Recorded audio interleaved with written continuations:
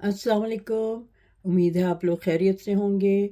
ये आज मैंने फ्रेस्को के दही बड़े बनाए हैं। दही बड़े, दही फुल्की, जो भी आप कहना चाहें वो बनाए हैं। और ये इसका दही जो होता है वो मीठा होता है और अच्छा थिक दही होता है। उसमें पानी बिल्कुल मत मिला नहीं मिलाते। और ये इस तरह से काला, इसका स्पेशल फ्रेस्को वालों का काला मसाला है। वो मैंने आपको दिखाना है कि कैसे बनता है। ये एक्स्ट्रा जो पूरी फुल्कियाँ बनी हुई हैं इनको कैसे स्टोर करना है। फ्रीज़र में जितने जितने पैकेट आपको बना के रखने हैं आप वो रख सकते हैं। और अगर फ्रीज़र में नहीं रखते तो एक हफ्ते तक आप फ्रिज में ज़िप लॉक बैग में रख सकते हैं। ठीक है, तो चलें किचन में चल के आपको सारे इंग्रेडिएंट्स वगैरह दिखाती हूँ। दाल और जो सारी किस तरह से मैंने स्टेप बाय स्टेप चीज़ें की हैं वो आपको दिखाती जाती हूँ। तो किचन में आके ये करते हैं। हाँ, तो सबसे पहले मैं ये जो फ्रेस्को वाले दही बड़े बना रही हूँ जो कराची के मशहूर हैं, उनका जो काला वाला मसाला होता है ना दही बड़ों पे वो ऊपर डालते हैं। सबसे पहले वो बना रही हूँ मैं। वो औसम वो मसाला होता है, कहीं और नहीं होता, उन्हीं के यहाँ ये बनता है। बस बहुत ही कराची की कुछ चीज़ें यहाँ जब हम बाहर रहते हैं ना इतनी याद आती हैं कि बस दिल और ख़ास तौर पे रमज़ान में बहुत याद आती हैं ये चीज़ें। तो ये मैं कुछ गोल वाली छोटी लाल मिर्चें हैं, अबाउट 25-30 के करीब हैं। ठीक है, और इसमें साथ ही मैं 1 टेबल स्पून भर के काली मिर्च डाल रही हूँ। ठीक है, इसको ड्राई रोस्ट कर रही हूँ। बेसिकली इसका थोड़ा सा कलर चेंज करना होगा क्योंकि इसको डार्क कलर का करना है। तो ये मैं इसको रोस्ट करके और उसके बाद ये धनिया और ज़ीरा भी करूँगी। बस ये 4-5 इंग्रेडिएंट इसमें पड़ेंगे और ये तैयार है। क्योंकि इसमें खटाई वगैरह खटास की कोई चीज़ नहीं पड़ेगी क्योंकि ये मीठे दही बड़े होते हैं और जो दही में अपना नेचुरल खटास होती है उसी में करेंगे। ठीक है, तो ये मैं भून के आपको दिखाती हूँ क्या इसको कितना डार्क करना है। ठीक है, आँच को फ्लेम को लो पे ही रखिएगा, मीडियम की तरफ मत रखिएगा ज़्यादा, क्योंकि इसको हमें मुसलसल हिलाते रहना है।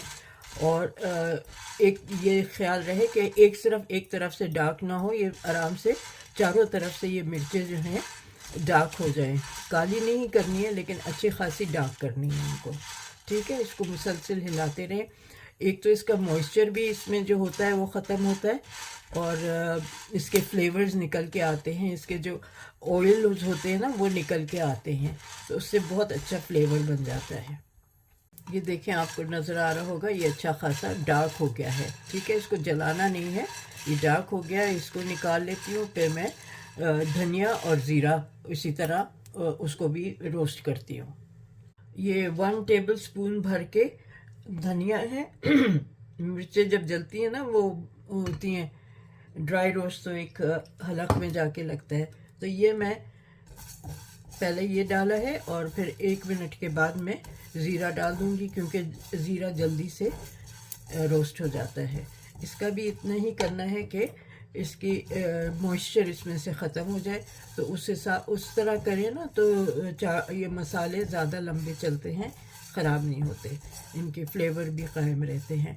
जो इनके अंदर के ऑयल्स रिलीज़ होते हैं उससे फ्लेवर बनता है। अब मैंने ये 1 टेबल स्पून ज़ीरा डाल दिया है।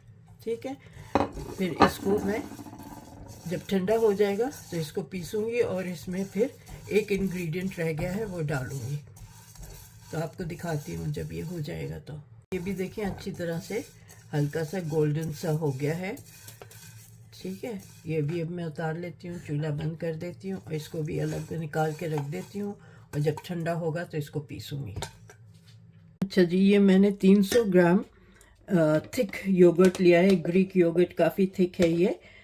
तो ये मैंने लिया है ये, और इसको ज़रा सा इसको थिन करने के लिए पानी से नहीं करूँगी, थोड़ा सा दूध डाल के ना इससे थोड़ा सा इसको हल्का सा थिन करूँगी, पानी मत डालिएगा। तो इसको इसमें दूध मिलाती हूँ इसको फेंट के यहाँ से। अच्छा जी, ये मैंने समझे अबाउट 1.5 टेबल स्पून इसमें दूध मिलाया है, ठीक है। और इसमें इसी तरह मैंने चीनी पीसी है, और ये भी क्योंकि ये फ्रेशो के दही बड़े जो होते हैं वो आपको पता है ना मीठे होते हैं, तो 1 टेबल स्पून चीनी मैंने पीस ली है, वो इसमें पाउडर करके मिला रही हूँ, क्योंकि पाउडर अच्छी तरह मिल जाता है, वरना वो पानी छोड़ देता है।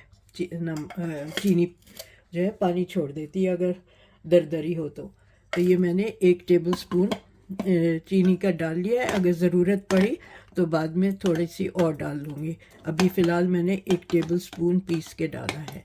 इसको अच्छी तरह मैं मिक्स करके और इसको फ्रिज में रख दूँगी।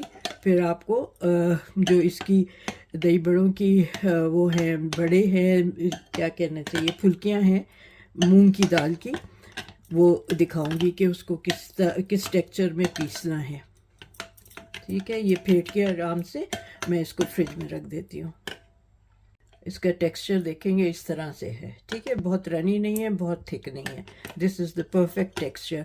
और एक और चीज़, जो चीनी पीस के डालते हैं वो इसलिए पीस के डालते हैं कि आप देखें इस पे दही पे एक शाइन आ जाता है पिसी हुई। और बग़ैर पीसे अगर आप चीनी डालेंगे तो वो शाइन नहीं आएगा, वो घुलने लगेगी और फिर पानी छोड़ेगी। पिसी हुई डालते हैं तो आप देखिए शाइन कितना अच्छा आ रहा है। तो चलें फिर मैं अब ये रख के आपको नेक्स्ट स्टेप दिखाती हूँ। अच्छा जी, ये देखें, ये दाल ये मैंने कोई 6-7 घंटे भिगो के रखी थी। मूंग की दाल है ये, 250 ग्राम, ठीक है। मूंग की दाल, इसको अच्छी तरह भिगो के 7-8 घंटे सुबह रखी थी सहरी के वक्त। तो अब ये शाम हो गई है, तो 7-8 घंटे इसको मैंने भिगो के रखा है। अब इसको अच्छी तरह पीसना है। इसमें कुछ नहीं अभी फ़िलहाल मिलाना, बस इसको पीसना है एक अच्छा पेस्ट।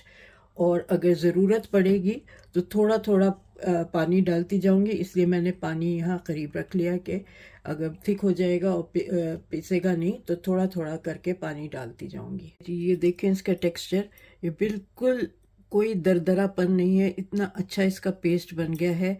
अब इसमें मैं 1-2 चीज़ें मिलाऊंगी और फिर इसको फेंटूंगी ताकि ये और लाइट हो जाए और इसके बड़े लाइट और फ्लफ़ी वो बने, फुल्कियाँ बने, ठीक है।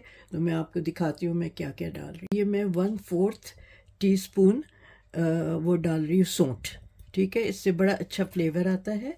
और ये आधा टीस्पून इसमें भुना हुआ पिसा हुआ ज़ीरा डाल रही हूँ, बस दैट्स ऑल। इसमें और कुछ नहीं डालूँगी। और अजवाइन थोड़ा सा डाल देती हूँ, हाँ थोड़ा सा अजवाइन डाल देती हूँ उसको। ये देखें, ये भी 1/4 टीस्पून से भी कम करके, 1/4 से भी कम ले रही हूँ। और इसको बस हाथ में, नमक नहीं डालेंगे अभी इसमें, ठीक है। और इसको मैं अच्छी तरह फेंटूँगी और फिर जब फिट जाएगा और चेक कर लूँगी वो पानी में डाल के उस मेथड से कि अगर वो उसमें वो कर रहा है, फ्लोट कर रहा है, तो फिर तलेंगे, ठीक है। तो जब इसको फेंटें तो ख्याल रखें कि इसको एक ही डायरेक्शन पे फेंटना है, जैसे हम उसके करते हैं उड़द की दाल, ठीक है। उसी तरह इसको भी हम एक ही डायरेक्शन में फेंटेंगे, इतना कि ये अच्छा फ्लफ़ी सा हो जाए, लाइट एंड फ्लफ़ी हो जाए, ठीक है। तो मैं फेंट के आपको दिखाती हूँ फिर। हाँ जी, इसमें अगेन 1/4 टीस्पून, उससे भी कम समझे 1/8 टीस्पून मैं इसमें सोडा डाल रही हूँ, ओके। बस ये इतना ही सोडा जाएगा और ज़्यादा नहीं जाएगा। काफ़ी फ्लफ़ी हो गया है। अभी इसको और मैं फेंटूँगी, ये और फ्लफ़ी हो जाएगा, फिर इसको तल लेंगे। ये देखें, ये फ्लोट कर रहा है, मैंने इस पे डाला है, ये फ्लोट कर रहा है। तो 1-2 दफ़ा और इसको मार लेती हूँ हाथ, और फिर मैं इसको तलने का करूँगी। अच्छा जी, तेल गरम हो गया है। अब मैं ये छोटी छोटी इसकी फुल्कियाँ बनती हैं, बहुत बड़ी नहीं बनती हैं। ये देखें, ये फ़ौरन ही फ्लोट करेंगी ये, और छोटी छोटी मैं बना रही हूँ, ये खुद ही खुद गोल हो जाएंगी। इनको आप बना के जितना आपको चाहिए उतने पैकेट में जब ठंडे हो जाए इनको पानी में डाले बगैर फ्रीज़ करें, और जब आपको यूज़ करने हो तो उस वक्त आप इसको पानी में डालें। पानी में जब आप डालें तो उसमें नमक और हींग डाल दें। तो नमक इसलिए इस वक्त नहीं डालते कि उस वक्त पानी में डाल देंगे।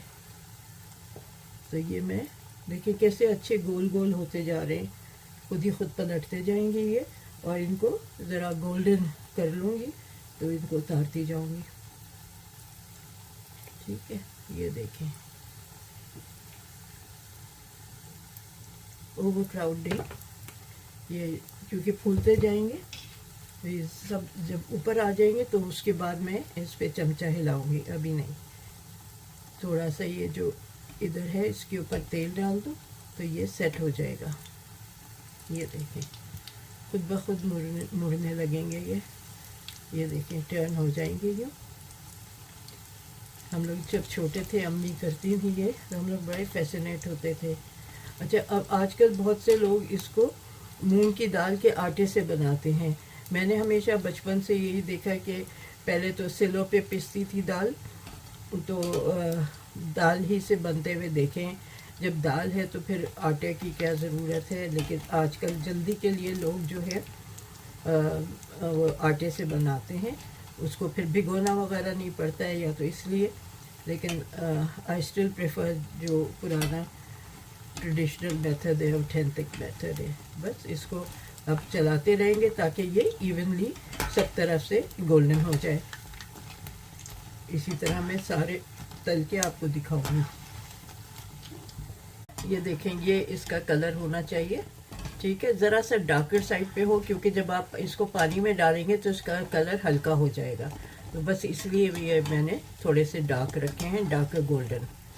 ओके, बस इनको निकाल लूँगी। इसी तरह मैं बाकी के सारे तल लूँगी, फिर मैं आपको दिखाऊँगी कि मैं इनको उसमें ज़िप लॉक बैग में किस तरह से फ्रीज़ करती हूँ। ठीक है, ये अच्छी तरह ठंडे हो गए हैं, तो मैं पहले लाल मिर्च और काली मिर्च को पीस रही हूँ। फिर जब ये अच्छी काफ़ी पिस जाएंगे, दरदरे हो जाएंगे, तो बाकी की चीज़ें मिला के पीसूँगी। इसका अच्छा फाइन पाउडर बनाना है, दरदरा नहीं रखना है इसको। चलिए, ये देखेंगे इतना हो गया है। अब बाकी जो रह गया है वो इसके साथ धनिया और ज़ीरे के साथ पिस जाएगा। ठीक है, बड़ी अच्छी खुशबू आ रही है। जी देखें कितना अच्छा ये फाइन पिस गया है। अब इसमें एक इंग्रेडिएंट डालना है और वो है काला नमक। ठीक है, 1 टीस्पून इसमें काला नमक जाएगा। ऑर्डिनरी वाला जो नमक है सफ़ेद वाला वो नहीं डलेगा, काला नमक पड़ेगा इसमें। ठीक है, और फिर अच्छी तरह इसको मिला लेंगे। और फिर एक्चुअली मुझे उसी में ब्लेंडर में ही मिलाना चाहिए था, खैर कोई बात नहीं, मैं यहाँ मिला लेती हूँ। ठीक है, तो ये हो गया है हमारा मसाला तैयार। जी ये ठंडे हो गए हैं पकौड़े। ये देखें, मैं आपको तोड़ के दिखाती हूँ कितनी अच्छी इसमें ये जाली आई है, इतना खूबसूरत ये जाली आई है। और ये जो मैंने पीसा है ना, इसकी धांस आ रही है तो छींके आ रही है मुझे। तो ये हो गया है। अब मैं इसमें से सारे तो यूज़ नहीं कर रही, अभी मैं थोड़े से इसको पानी में भिगो के दही में डाल के आपको दिखाती हूँ कि किस तरह से इसको करना है। और बाकी के ये ज़रा और ठंडे हो जाएं तो मैं इनको ज़िप लॉक में इनको मैं 4 हिस्सों में डिवाइड करूँगी, 3 हिस्से फ्रीज़ कर दूँगी और 1 हिस्सा अभी इस्तेमाल कर लूँगी। ठीक है, तो मैं इनको सॉर्ट आउट करके दिखाती हूँ। जब आप फ्रीज़र में से निकालें तो आप नीम गर्म पानी में इसको सोक कीजिएगा। अभी हमारे यहाँ टैप में बहुत ठंडा फ्रीजिंग, क्योंकि इस वक्त यहाँ 5 है टेम्परेचर, तो फ्रीजिंग पानी आ रहा है। तो मैं जो इसमें केटल में रखा हुआ होता है, गर्म नहीं है, ये रूम टेम्परेचर पे है पानी, इसमें मैं इसको सोक करूँगी जो मैंने अलग किए हैं। और फिर मैं इसमें डालती हूँ नमक और हींग। ठीक है, नमक अच्छा खासा जाएगा ताकि ये फुल्कियाँ एब्जॉर्ब कर लें इसको। ठीक है, ये हो गया। ये मैं डाल रही हूँ थोड़ी सी हींग, हींग से हाजमा अच्छा होता है। ठीक है, बस ये समझे 2 पिंच मैंने डाल दिए हैं। ये इसको मिक्स करके और इसमें ये डाल देती हूँ जो ये फुल्कियाँ हैं।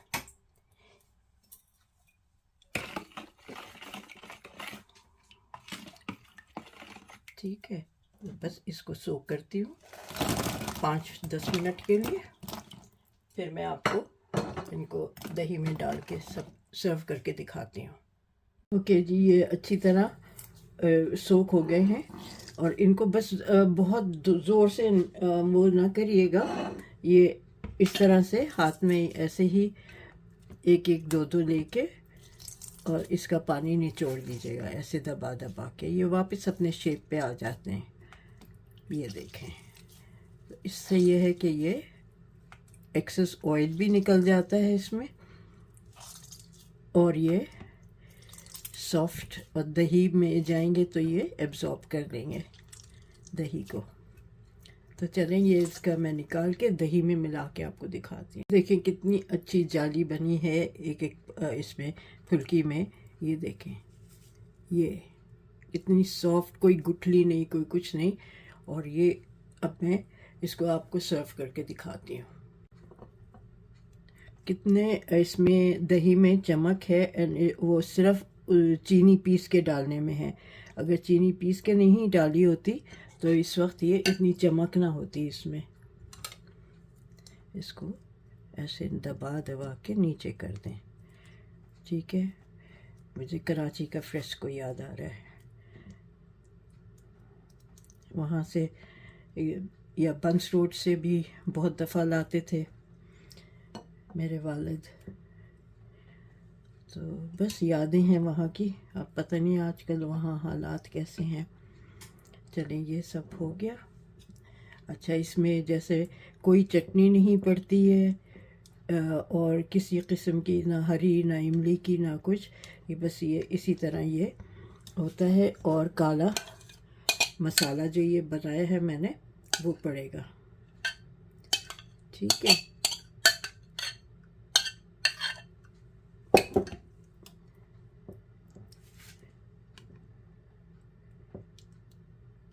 इसको ज़्यादा पतला नहीं करते हैं दही को, इसी तरह ये इस तरह से।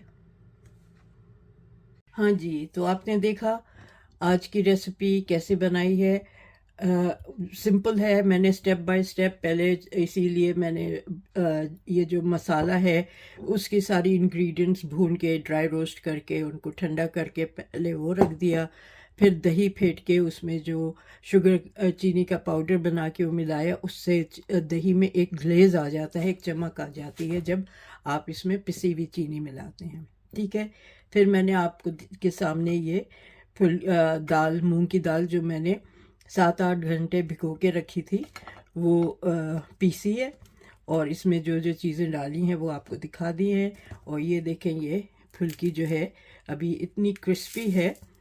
ठीक है, और जो पानी में भिगोई हुई है वो कितनी सॉफ्ट है, ये देखें, ये इतनी सॉफ्ट है। और इसके जाले देखें, अंदर क्या जाल बना हुआ है। तो बस ये आज की रेसिपी है। आपसे रिक्वेस्ट है हमेशा की तरह कि प्लीज़ मेरे चैनल को सब्सक्राइब करें, शेयर करें, लाइक करें और मुझे फीडबैक ज़रूर दें कि आप क्या समझते हैं, आपके आज की रेसिपी कैसी है। और आप लोगों ने अगर फ्रेस्को के, जो कराची के लोग हैं ख़ास तौर पे, अगर आपने वहाँ के ये दही बड़ी फुल्की, दही फुल्की खाई हुई है और ये मसाला, स्पेशल मसाला खाया हुआ है, तो आपको अंदाज़ा होगा कि कितने मज़े का होता है। मैं तो बहुत मिस करती थी, लेकिन फिर अम्मी बनाया करती थी तो याद था, इसीलिए फिर मैं भी यहाँ बनाती हूँ। और अल्लाह का शुक्र है कि सही बन जाते हैं। तो चलें, फिर आप लोग अपना ख्याल रखिएगा, मुझे भी दुआओं में याद रखिएगा। आपके रोज़े बाकी के जितने हैं, अब दूसरा अशरा शुरू हो गया है, हुआ है। अस्तग़फिरुल्लाह रब्बी मिन कुल्लि ज़ंबिन व अतूबु अलैह, इस अशरे में पढ़ना है। तो 10 दिन ये पढ़ते रहें तो इंशाअल्लाह अल्लाह ताला आपके लिए हर तरह की आसानी करेगा। चलिए फिर मिलते हैं, आप अपना ख्याल रखें। टेक केयर, अल्लाह हाफिज़।